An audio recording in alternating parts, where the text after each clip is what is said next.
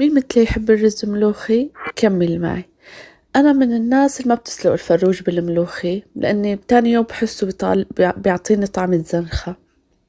أو بجوز الفروج عنا بألمانيا غير سوريا أو غير ما بعرف. لهيك أنا دائما بقطعه وبقليه مع زنجبيل وبهار وظرف ماجي، وبس يبيض ينشوى تمام بهدي عليه لمدة ربع ساعة تلت ساعة. وبكون قليت كمان بمقليه تاني الثوم والكزبرة وكمان بتركن على جنب. الملوخي للأمانة بتكون نظيفة ومغسولة ومقيومة عندي، وبحيث انه وقت قلية تكون جافة تماما. ما بحب ابدا تكون انه بغسلها قبل وبرجع بنشرها وبنشفها، وبحيث انه وقت ساوية تكون ناشفة تماما. بقليها بالزيت او بالسمنة او نص بنص، وبس يعطيني اللون العقب صار ذهبي بتكون استويت. ما بنجور عليها كرمال ما تعطينا طعم حرقة.